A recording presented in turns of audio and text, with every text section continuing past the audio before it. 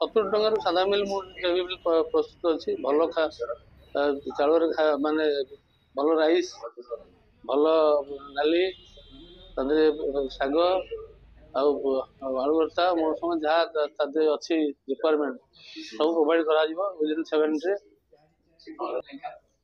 କାହିଁକି ଆସିବେ? 2-3ଟା କାରଣ ଅଛି। ମୋର ମେନ୍ ମୋଟୋ ହଉଛି ଖାଦ୍ୟ ବ୍ୟବସାୟ ରୂପରେ ନୁହଁ, ଖାଦ୍ୟ ଯୋଉଟା ସେବା ରୂପରେ ନେବା ଦରକାର।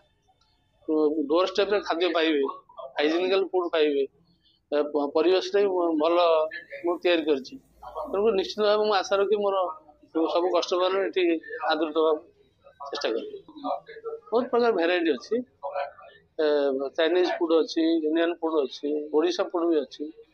କଟିକି ଖାନା ନାଁ ଦେଇଛି ଆର ରେଷ୍ଟୁରାଣ୍ଟର ମୁଖ୍ୟ କଥା। ଆମ କଟିକିଆ ମାନଙ୍କର ଯୋଉ ଫେଭରାଇଟ ଫୁଡ, ନ୍ୟାଚୁରାଲ ଫୁଡ, ସେଟା ଏଠି ପୁରା ପାଇବେ ସେମାନେ।